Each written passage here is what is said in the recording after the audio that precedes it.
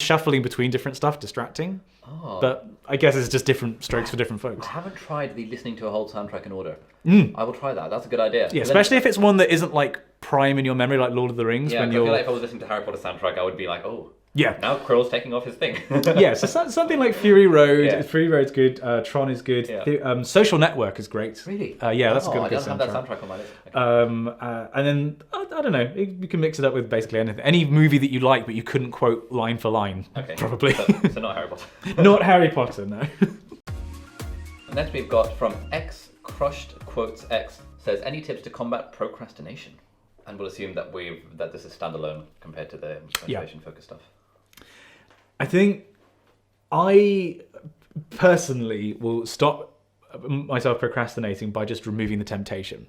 If I have my phone, for example, what you've done is take your phone out and put it face down. That's exactly what I do. So I just don't have the temptation to look at it. I will have it on silent. I won't have tabs open for social media platforms. I think I also will sort of consciously say to myself sometimes, like, right, we're doing this now, and then once we've done this section, then you can check Twitter. You know, it's like it's the delayed gratification of, you know, it's going to feel so good because you've waited to have a look at it rather than just like giving in immediately. But yeah, I have to remove the temptation. I have the willpower of like a gnat, otherwise. Yeah, I think that's what a lot of people are saying now about developing habits, that it's a lot easier to change your environment than it is to kind of be the captain of your own storm of your own kind of shoddily designed ship. Like, yeah, you can sail on the rough seas, but you're the one who created those conditions in the first place. My ship is very much the thing that Captain Sparrow is riding into harbour, like the last wave of my attention span.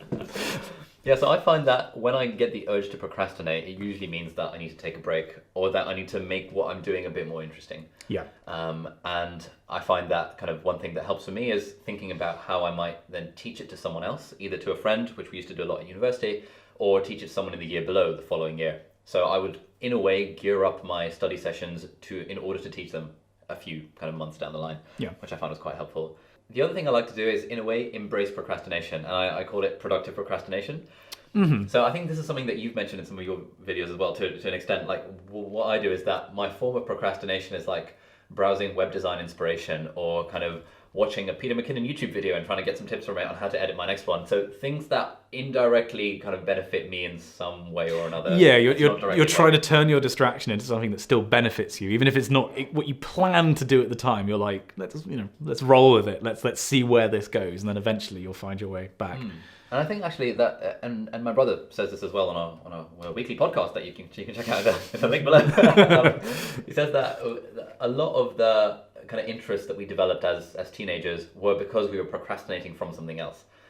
So like procrastinating from doing homework and stuff was how I taught myself to code, because it was just inherently more interesting. And I think there's a real sense in the areas that you find yourself naturally drawn to as a form of procrastination might be valuable in some way. Yeah, it's almost like a natural resonance. It's like when you you're trying to force yourself at some frequency that doesn't quite sit with you, and you just naturally actually want to vibrate in the frequency of painting Warhammer rather than, writing an essay. Exactly. And then if you can find a way to monetize painting Warhammer, then you're ready.